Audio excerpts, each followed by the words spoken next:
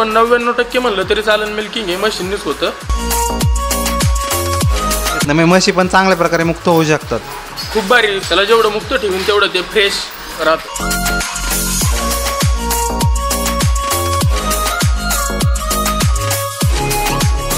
साधारणतः 10 लिटरवाली पण ती ठेवतो. ती म्हणजे नानापणा तोटा ह्यात तोच राहते की सुका चारा त्यांना त्या प्रमाणात गेला पाहिजे. सुका चारा हा त्या प्रमाणात गेल्यामुळं फॅट ही का हमेशा मेंटेन राहते. मित्रांनो, आता आपण आलेले कोकणी डेअरी फार्मवरती. ह्या फार्मवरती म्हशी आणि गायी या दोन्हींचं संगोपन केलं जातं आणि ह्या गायी आणि म्हशीच्या दुधाचं विक्रीचं व्यवस्थापन खूप छान आहे. हे घरोघरी पण विकतात, त्याचबरोबर यांचं शॉप पण आहे, ते काउंटरला विकतात. त्याचबरोबर जे काय शेवटी थोडंफार दूध उरतं ते डेअरीला जातं आणि एकदम भारी नियोजन आहे आणि एकदम सविस्तरपणे आपल्याला यांनी माहिती सांगितलेली आहे. तर ही माहिती संपूर्णपणे पहा, जेणेकरून तुमचा खूप फायदा होईल आणि ही चांगली माहिती तुमच्या मित्रांबरोबर नक्की शेअर करा. मी दत्तात्रय बाळकृष्ण कोकणे, मुक्काम पोस्ट राक्षवाडी, तालुका खेड, जिल्हा पुणे, राजगुरुनगर. तर आपला आता हा फार्म आहे, इथं किती जनावरं आहेत पूर्ण आणि कोणते कोणते आहेत? साधारणतः आपली सध्या आता 150 जनावरं आहेत. तर 60 म्हशी, 60 गाई आणि 20 ते 30 कालवडं किंवा पारड्या.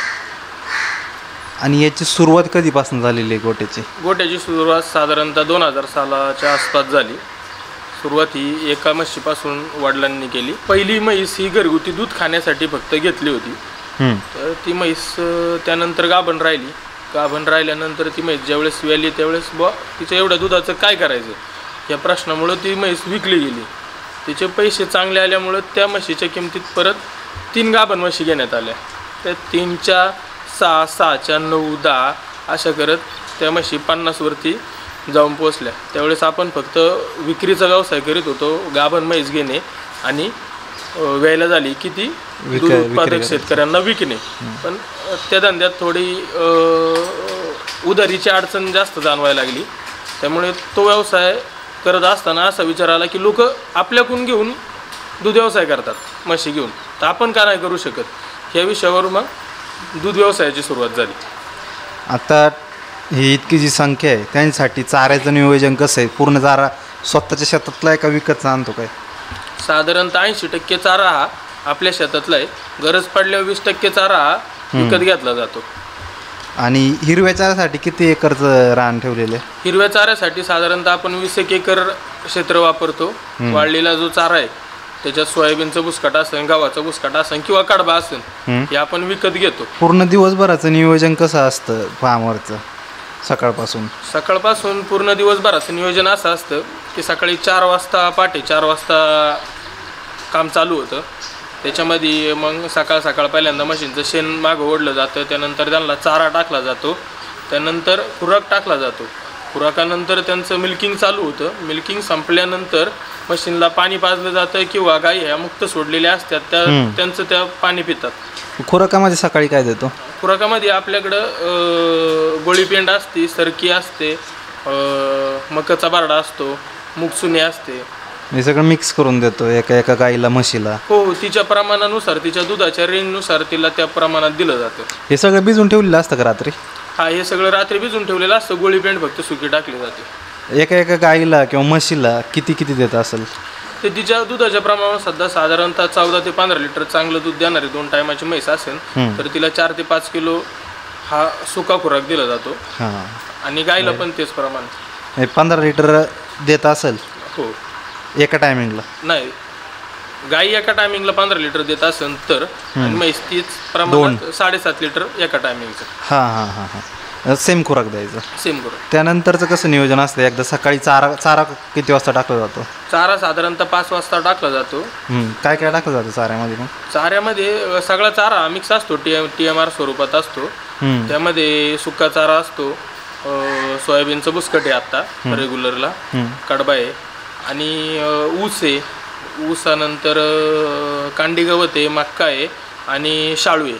तर ऊस टाकायचं कारण हे की आपलं कस्टमर हे सगळं घरगुती कस्टमर आहे किंवा याच्यात आपण जसं म्हणतो शॉप काउंटर कस्टमर आहे, पण हे सगळे स्वतः खाण्यासाठी दूध यूज करतात. म्हणजे काही पदार्थ बनवण्यासाठी नाही किंवा हॉटेल लाईनसाठी, चहा वगैरेसाठी नाही, तर खाण्यासारखी लहान मुलांसाठी दूध यूज करतात. तर त्या ऊसाचं प्रमाण आपण हे कंटिन्यू ठेवतो. तर कारण ती जी ऊसाची टेस्ट आहे, तो गोडवा आहे, हा दुधाला कायम तसाच राहतो. ऊसाने काय प्रॉब्लेम नाही होत का, म्हणजे काय म्हशी लागण्यामध्ये किंवा याच्यामध्ये? असं आत्तापर्यंत आपल्याला कधीच जाणवलं नाही, कारण आपण व्यवसाय करतानाच आता मी तुम्हाला जे म्हणलो 60 एक म्हशी किंवा 60 एक गाया ह्या आपल्या कंटिन्यू असतात. तो आकडा 50 ते 60 याच्या दरम्यान असतो.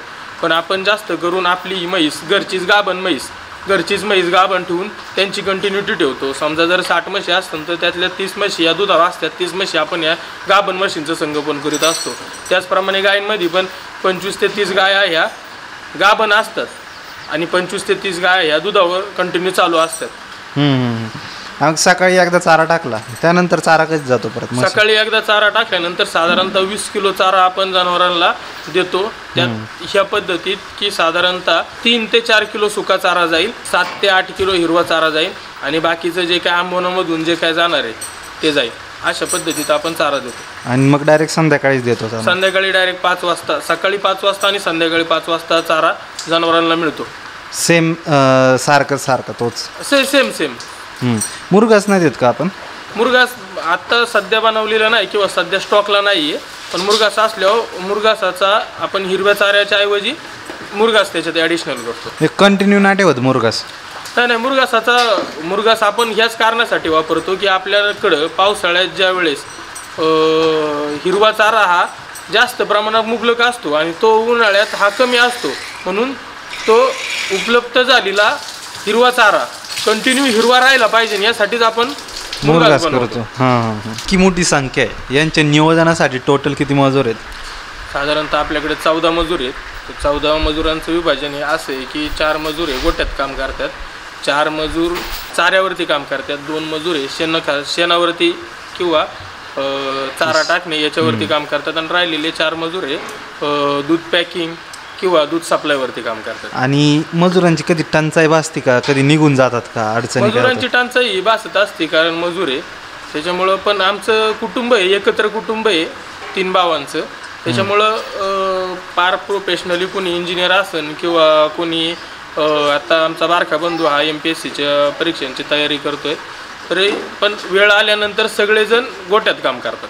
ज्यावेळेस मजुरांची इथे टंचाई कधी निघून जातात. जास्त करून गोठ्यात आमचा मधला बंधू आहे, तो जास्त करून गोठ्यातलं सगळं काही पाहत असतो. तो स्वतः पर्सनली लक्ष देऊन नवनाथ म्हणून आहे, तो सगळं काही पाहत असतो. तुमची जॉईंट फॅमिली म्हणून इतका मोठा व्यवसाय सांभाळता येतो? जॉईंट फॅमिलीच्या जीवावर आम्ही इतका मोठा व्यवसाय करू शकतो. कधी मजूर येतो त्याच्या मनाचा राजा आहे, त्याच्यामुळे त्याला कोणी अडवू शकत नाही. अशा बऱ्याच वेळेस झालं की बाई पळून जातात आणि मग त्यानंतर त्या गोट्यांचं करायचं काय किंवा काय नाही. आणि आपलं त्यासाठी आपण ऑप्शन ठेवलेत की आपलं मिल्किंग हे मशीननी होतं दोन्ही पण, त्याच्यामुळं मजुरांची जास्त गरज लागत नाही. मिल्किंग आपण मशीननी करतो, गाईचं पण आणि म्हशीचं पण? गाईचं पण मिल्किंग आपण मशीननीच करतो आणि म्हशीचं पण मिल्किंग हे मशीननीच करतो. जवळजवळ 95% मिल्किंग किंवा आपण 99% म्हणलं तरी चालेल मिल्किंग हे मशीननीच होतं. फक्त साधारणतः आपल्याकडे गिरगाई त्यांचं मिल्किंग फक्त हाताने करावं लागतं, बाकी सगळं काही मिल्किंग हे मशीनने होतं. मशीनला काय त्रास होतो? मशीनला काहीच त्रास होत नाही. म्हशीचा एक दूध काढायचा टाइम पिरियड आहे म्हशीचा किंवा गाईचा. जर आपण शास्त्रीय याच्यात गेलो तर 7 मिनिटं असतात तिचे, की ती त्या टायमिंगला व्यवस्थित पाना करीत असते आणि त्या 7 मिनिटात तिचं दूध हे पूर्णपणे निघालं पाहिजे. जर ते पूर्णपणे नाही निघालं तर एकतर ती हळूहळू पाना चोरायला सुरुवात करते आणि त्यामुळे दुधाचं उत्पन्न पण घटतं. त्याचबरोबर तिला जर मस्टडीसारखे पाना चोरल्यामुळं आजार झाले तर म्हैस बाद पण होऊ शकते. त्याच्यामुळं दूध मशीननी मिल्किंग केल्यामुळं दूध हे एकदम त्याच्या टायमिंग पिरियडमध्ये व्यवस्थित निघतं. किंवा मशीनची जी रचना केलेली आहे, मशीन ज्या कंपन्यांनी बनवलेली आहे त्यांची रचना अशी आहे की आपण जसं वासरू सडाला सोडल्यानंतर ज्या पद्धतीत ते दूध पितं त्याच पद्धतीत तिचा सड हा ओढला जातो आणि त्याच पद्धतीत तिचं दूध निघतं. आता इतकं मोठं फार्म आहे, याचं स्वच्छतेचं नियोजन कसं असतं? किती दिवसातून धुता? फार्ममध्ये सगळ्यात जास्त स्वच्छता मेन आहे. तिथं 2 टाईम सकाळी एकदा जनावरांना पाणी पाजल्यानंतर त्यांचा गोठा आणि जनावरं पण धुतली जातात आणि संध्याकाळी पण सेम चारा टाकायच्या आधी जनावरांना पाणी पाजलं जातं आणि त्यानंतर गोठा वगैरे जनावर वगैरे धुवून मगच मिल्किंगला सुरुवात होते. गाई पण धुतो का मग रोज? गाई रोज नाही धुतल्या जात, गाई 15 दिवसातून एकदा धुतल्या जातात. कारण गायींना जशा वातावरणानुसार, आता थंडी आहे म्हणून आपण आता तसं उन्हाळ्यात गायी पण रोज धुतल्या जातात. हे म्हशी आता इथं बांधलेलेच असतात का, यांना पण मुक्त सोडतो गायींसारखं? नाही, म्हशी पण आपण मुक्त सोडत होतो, पण आता थोडीशी जागेचा अभावी किंवा नवीन मुक्त गोठ्याचं काम चालू असल्यामुळे म्हशी सध्या बांधून येत. पण जनावर हे मुक्त पाहिजे. मोकळं जनावर असल्यानंतर जसं त्याच्या दूध उत्पादन असन, त्याला ज्यावेळेस पाहिजे त्यावेळेस ते खातं, ज्यावेळेस पाणी पाहिजे त्यावेळेस ते पाणी पितं. साधारणतः आपण दुधाचा अभ्यास करायला गेलो तर दुधात 20% म्हणजे 4% किंवा म्हशीच्या दुधात 6% फॅट आहेत, 9 ते 10% SNF आहे आणि राहिलेले 3 ते 4% हे इतर प्रथिने. पण राहिलेला सगळा 80%चा भाग हा पाणी. मेन पाणी हे जनावर भरपूर पिलं गेलं पाहिजे. त्यासाठी आपण त्याला आमोनातून काही प्रमाणात मीठ पण देतो. आणि मुक्त गोठ्यात त्याला जेव्हा वाटेन तेव्हा त्याच्या जे 12 तासाचा कालावधी 5 ते 5 दुधाचा, त्यावेळेस जवळजवळ जनावर 7 वेळा पाणी पितं. ते 7 वेळा पाणी त्याला मुक्त गोठ्यात प्यायला खूप सोपं जातं. आता जरी म्हशी बांधून असल्या तरी आम्ही त्यांना पाण्याची अशी सोय केलेली आहे की त्यांच्या गावानीत पाणी सोडतो, त्यामुळे त्यांच्या मनाला लागेल त्यावेळेस ते पाणी पितात. दिवसभर पाणी पित राहतात. दिवसभर जनावर हे पाणी पिलं पाहिजे, त्यावेळेसच आपण दूध उत्पादन त्यांचं जास्तीत जास्त पद्धतीने घेऊ शकतो. आता याच्या आधी मुक्त होत्या का म्हशी? म्हशी आधी मुक्त होत्या. आणि मग मारण्याचं किंवा असं काय प्रॉब्लेम आला नाही का मशीनमध्ये? असे प्रॉब्लेम येत नाही किंवा सहसा एखादी म्हैस रागीट असती तर ती आम्ही मग बांधून ठेवायचो त्या काळात. हां, मग असे काही प्रॉब्लेम येत नाही, म्हशी पण चांगल्या प्रकारे मुक्त होऊ शकतात. खूप भारी. उलट त्यांना कोणतं पण जनावर असो त्याला जेवढं मुक्त ठेवून तेवढं ते फ्रेश राहतं. आता हे म्हशींचा इथं हा जो शेड आहे, हा शेड पहिल्यापासून असेच एकदम ठोक बांधले का हळूहळू बांधले? नाही, हे शेड हा जसे आपल्या म्हशी वाढत गेल्या, जशी दुधाची गरज वाढत गेली तशा शेड वाढत गेले आणि मग ते त्यानुसार ते टप्प्यावाईज, त्याच्यामुळे ते तुम्हाला एक लेवलला दिसणार नाही. पहिला हा शेड बांधला, नंतर त्यानंतर तो शेड बांधला किंवा त्यानंतर तो परत हे इकडं वाढलं, असं जशी गरज भासत गेली तसे शेड वाढत गेले. मशीनमध्ये आता सगळ्यात जास्त दूध देणारी म्हैस किती लिटर आली? मशीनमध्ये सगळ्यात जास्त दूध देणारी ह्या मशीने आपल्याकडे साधारणतः 18 ते 20 लिटर दूध दिलेली ही हरियाणाची म्हैस आहे. आणि कमीत कमी मग किती लिटरवाली ठेवतो? कमीत कमी आपण साधारणतः 10 लिटरवाली म्हैस ठेवतो. त्याच्या खाली अजिबात ठेवत नाही? त्याच्या खालची म्हैस सांभाळायलाच परवडत नाही. साधारणतः 10 लिटरवाली पण ती ठेवतो, ती म्हणजे नानापणा तोटा ह्याचा तोच राहते. हां. मग आता आपलं दूध काढलं जातं विदाऊट म्हणजे हात न लावता दुधाला मशीनमध्ये निघतं. मग त्यानंतर हे दूध कुठं जातं? डेअरीला जातं? किती डेअरीला जातं आणि किती काउंटरला आणि घरोघरी जातं? ते रोजच्या रिक्वायरमेंटवरती अवलंबून असतं की आता काही दूध हॉटेलांना आहेत तुमची सप्लाय, तर मग त्यांच्या रिक्वायरमेंटवरती. पण साधारणतः अंदाजे आपलं हे टोटल प्रोडक्शन म्हशीचं आणि गाईचं धरून हे 700 लिटर आहे. तर यातलं 500 लिटर पर डे हे आपण बाहेरच सप्लाय करतो आणि यातलं जे एक 200 लिटर 150 लिटर हे कंटिन्युअसली डेअरीला जातं. आता आपल्या काउंटरला आपण जे विकतो दूध काय रेटने जातं? आपल्या काउंटरला म्हशीचं दूध आहे 60 रुपयाने आणि गाईचं दूध आहे 45 रुपयाने जातं. तर गिर गाईचं दूध 70 रुपयाने जातं. हां, गिर गाई पण ठेवलेले आहेत म्हणजे जसे रिक्वायरमेंट आल्यात त्यामुळे ठेवलेले. जशी गिरायकांची रिक्वायरमेंट वाढत गेली तसं मग त्याच्यात डेव्हलप करत गेलो आपण. आणि यांना पण खुराक चारा सेम आहे? आता यांना खुराक चारा सेम आहे त्यांना पण. मशीनला लावण्यासाठी काय करतो? सिमेंटनी लावतो की नाही? मशीन आपण गाई ह्या सिमेंटनी लावतो. त्याला समजा ABSचं असेल, तुमचं डेन्मार्कचं असेल, गायची क्वालिटी किंवा तिची क्षमता बघून फिमेल वापरायचं का सेक्स सिमेंट वापरायचं ते ठरवतो. आणि मशीनसाठी आपण 2 बुलेट त्या दोन्हींचा उपयोग करतो. सिमेंट नाही वापरत? नाही, सिमेंट नाही वापरत. सिमेंटमध्ये सहसा रिझल्ट नाही भेटले, त्याच्यामुळे आपण कंटिन्युअसली त्यांना बुलच वापरतो. हां. जे आपलं शॉप आहे हे कुठं आहे? आपलं शॉप आत्ता 3 वाटी रोडला आहे, राजगुरुनगर येते. रोजचं दूध किती जातं आपलं शॉपला आणि खर्च किती आहे आपला रोजचा म्हणण्यापेक्षा एक महिन्याचा खर्च किती आहे आणि यातून खरंच बाबा नफा किती आहे आपला? साधारणतः आता हे 700 लिटर दुधाचा जर अंदाजे एक ताळेबंद महिन्याचा काढला तर म्हशीचं त्याच्यात सरासरी 200 ते 250 लिटर दूध असतं. तर गाईचं हे 500-550 लिटर, थोडंफार 50-1 लिटर कमी जास्त पर मंथली. तर याचा दिवसाला आम्ही अंदाजे 30,000चं दूध विकतो आणि त्याला इंटू 30 केलं तर ते एक 9 लाखाच्या आसपास आम्ही मंथली दूध विकतो. मग ते थोडंफार कमी जास्त, कधी तो हिशोब 8 वर येऊ शकतो तर कधी एखाद्या महिन्यात 10 वरती जाऊ शकतो. अशा हिशोबात असतं. तर खुराकासाठी साधारणतः 3-1 लाख रुपये लागतात. त्यानंतर मजुरी आणि काही वेळेस घेतलेला बाहेरचा विकतचा चारा, असं सगळं काही वजा करता 6-1 लाख रुपये खर्च आहे आणि 3-1 लाख रुपये पर मंथली हा त्यातला नफा आहे. पण एवढं तुम्ही सगळे शक्य करता हे का, आता तुमचं एक कुटुंब एवढं मोठं आहे आणि माणसं कुटुंब एकत्र आहे. आमचे चुलते असतील, चुलत भाऊ असतील किंवा वेळेला आमचे मामा पण स्वतः काउंटर आमचा सांभाळतात. त्याच्यामुळं हे सगळे घरातलीच माणसं असल्यामुळं हे शक्य होतं. उन्हाळ्यात काय प्रॉब्लेम येतो का गायांमध्ये किंवा म्हशींमध्ये? जास्त करून उन्हाळ्यातच प्रॉब्लेम येतात. आत्ता एवढी थंडी आहे, साधारणतः आपलं टेम्परेचर साधारणतः 12 ते 13 डिग्री सेल्सिअस आहे. पण ह्या थंडीच्या याच्यात त्यांना प्रॉब्लेम येत नाही, कारण यांचा जन्मच फॉरेनचा आहे, ज्या याच्या गायींचा तो. त्याच्यामुळे त्यांना थंडीत काहीच प्रॉब्लेम येत नाही. पण उन्हाळ्यात भरपूर प्रॉब्लेम येतात. टेम्परेचर हाय झालं की मग त्यांचं पण टेम्परेचर वाढतं. मग दुधात कधी कधी लाल दूध येणे किंवा गायांचा ताप वाढल्यामुळं गाय खाती नाही किंवा त्यांचे प्रॉब्लेम वाढत जातात. मग त्याचं नियोजन कसं करतो आपण? त्याला आता आपण फ्रॉगर सिस्टीम वापरतो. फॉगर लावले आणि दूध असेल दिवसभरातून 2 टाइम धुतलं जातं ना मग त्या काळात. हा, तर आता थंड राहते गाय म्हणून. हा, थंड राहण्यासाठी 2 टाइम धुतले जातात. कॅल्शियम अजून काय देतो गायींना किंवा मशीनला?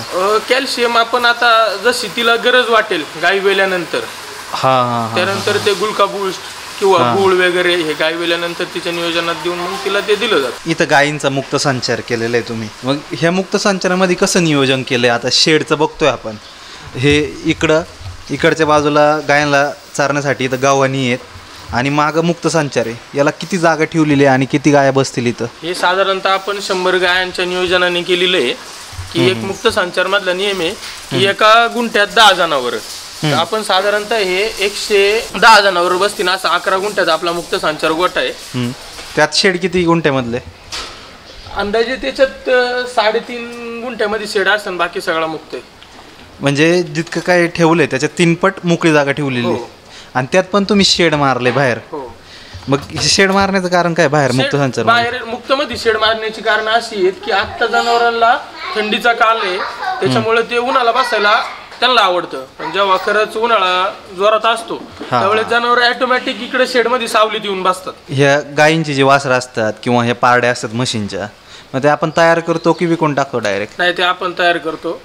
तुम्ही आता शेतकऱ्यांना सांगा ना, बरीचशी शेतकरी काय करतात, कालवड झाली किंवा काही झालं ना पारडे लगेच देऊन टाकतात, म्हणजे सांभाळायला नको. पण तो कसा फायदा आहे आपल्याला पुढं भविष्यातला? या दूध व्यवसायातून आपल्याला अनेक फायदे, जे प्रोडक्ट आहे त्याचे, थोडक्यात एक कालवड हा पण एक त्याचा प्रोडक्ट आहे. दुधावरचे प्रोसेस केलेले पदार्थ आणि त्यानंतर शेवटचा टप्पा म्हणजे शेण. ह्या 4 गोष्टी ह्या प्रोडक्ट आहे आणि ह्या 4मधून पण आपल्याला इन्कम भेटले पाहिजे. तसं वासरू एक प्रोडक्ट आहे, त्याला जर आपण संगोपन केलं तर ती एक साधारणतः व्यवस्थित जर संगोपन केलं तर 2 वर्षात कालवड वेली पाहिजे. आणि त्या 2 वर्षात ती वेली तर आपल्याला एक नवीन गाय घ्यायला लागत नाही, तर घरचीच गाय तयार होती आणि आपण आपल्या म्हाताऱ्या गायी बाजूला काढून आपला परत नवीन सेटअप हा कंटिन्यू ठेवू शकतो. आता सगळ्यात जास्त लिटरवाली गाय किती? आपल्याकडे हायेस्ट गाय आहे 40 लिटर दूध दिलेली. आणि ॲव्हरेजली मग 25 ते 30 लिटरच्या गाय.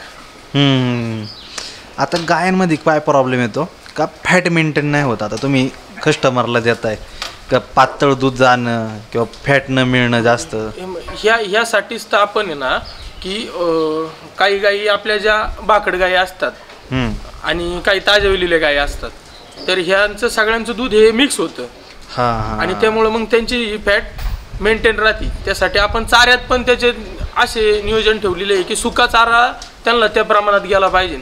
सुका चारा हा त्या प्रमाणात गेल्यामुळं फॅट ही का हमेशा मेंटेन राहते.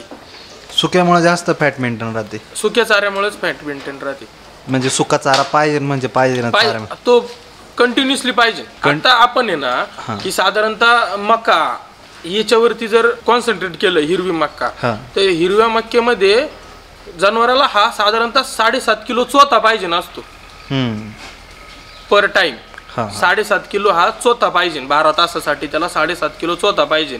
तर आपण जी त्याला समजा साधारणतः 10 किलो जरी कुट्टी टाकली मकाची, तर त्याच्यातून त्याला चोथा हा 2 किलो भेटतोय. बाकी सगळं पाणी. त्याच्यामुळं तो 2-1 किलो भेटलेला चोथा मकातून सुका चारा 3-1 किलो टाकला आणि आपण जे गोळी पेंड टाकतो किंवा आंबोन टाकतो ते 3-1 किलो, त्याच्यामुळे जनावरांची पूर्ण भूक निघून येते आणि तो त्याला पोषक आहार जातो सगळा. गोचड्यांचं किंवा इतर काय प्रॉब्लेम फार्मवरती होतात का? गोचड्यांचा प्रॉब्लेम आमचं स्वच्छता व्यवस्थित असल्यामुळं अजून तरी गोचड्यांचा कधीच प्रॉब्लेम झाला नाही किंवा होत पण नाही. आणि त्यासाठी आपण त्यांचं इंजेक्शन हायटेक आणि आता दुसरं एक नवीन आलेलं इंजेक्शन आहे ते आपण कंटिन्युअसली देत असतो. आणि लसीकरण गायांचं मशीनचं लसीकरण वेळेत घेतो. चालू असतं FMD दोन्ही लसीकरण. तर जे कोण नवीन करणार आहे किंवा करतात ते पण नीट होत नाही. सध्या काय झालंय, खुराकाचे रेट एकदम वाढलेले आहेत, सगळ्याचे रेट वाढलेत, पण दुधाचे रेट काय वाढाना झालेत. त्यामुळं आता दुग्ध व्यवसाय जो करतोय, जो डेअरीला दूध देतोय, तो तोट्यात निघायला चाललेला आहे. तर त्यांनी कसं केलं पाहिजे नियोजन? सध्या दुग्ध व्यवसाय करताना ना सगळ्यात मेन म्हणजे ज्याचं कुटुंब किंवा ज्याची शेती ही घरची असेल त्यांनी करायचं नियोजन घेतलं. आता माझ्याकडे पण बरेच जण येतात सल्ल्यासाठी किंवा तुमचा दुग्ध व्यवसाय चाललेला आहे, त्यात ते प्रोफेशनली इंजिनियर आहेत, तर कोणी चांगल्या IT कंपनीत कामाला आहे, तर कोणी बँकेत कामाला आहे. अशी लोक येतात आणि म्हणतात आम्ही नोकरी सोडणार आहे आणि दूध व्यवसाय करणार आहे. मी तर त्यांना सांगेन बा तुम्ही नोकरी करताय ते व्यवस्थित आहे, दूध व्यवसायाच्या फंद्यात पडू नका. की ह्या गोष्टीसाठी पडू नका की तुमच्यात कष्ट करायची आणि कष्ट सोबत जिद्द पण खूप पाहिजे कामासाठी. आपण रेग्युलरली व्यायामाला जरी लोक उठायची म्हणले तरी 4 वाजता कोणी उठत नाही. तरी इथं डेली कंटिन्यू 4 वाजता 20 वर्षापासून, समजा आता 2 वर्षापूर्वी आमचे वडील वारले, ते 20 वर्ष कंटिन्यू 4 वाजता उठणे आणि ह्या सगळ्या गोष्टी करणे. या धंद्यात एकही दिवस सुट्टी नाही किंवा काहीच नाही. रोजचं नियोजन बघायचं, रोजचं नियोजन परफेक्टली. जसं जनावराचं रोजचं जे काम चालू आहे ते रोजचं त्याचं दूध द्यायचं काम करतं, तसं आपल्याला त्याच्या पुढली सगळी त्याच्यासाठी जी कामं करायची ती करायला लागतील.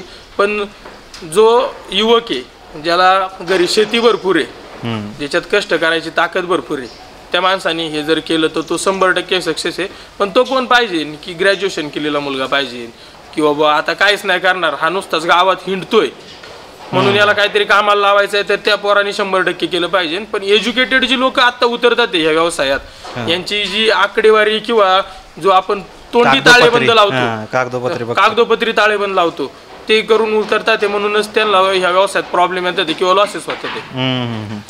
आणि करताना पण घरगुती किंवा डायरेक्ट थेट कस्टमरला विकलं तर जास्त तरच आपण जर कोणत्या संस्थेसाठी किंवा डेअरीसाठी जर काम करीत राहिलो तर त्यातून आपले फक्त आंबवण, चारा आणि लेबरचे पेमेंट एवढंच आपल्याला भेटू शकतं. आपल्यासाठी जे काय करतोय ते भेटू शकत नाही. आपण जर स्वतः आपण थेट शेतकरी ते कस्टमर हा कॉन्टॅक्ट ठेवला तरच या धंद्यात पैसे राहतात. तर नक्कीच मित्रांनो, इतकी चांगली माहिती आपल्याला साहेबांनी दिलेली आहे. तर तुम्हाला कशी वाटली ही माहिती आपल्याला कमेंट करून नक्की सांगा. जर आवडला असेल तर लाईक करा आणि तुमच्या मित्रांबरोबर शेअर करायला विसरू नका. धन्यवाद.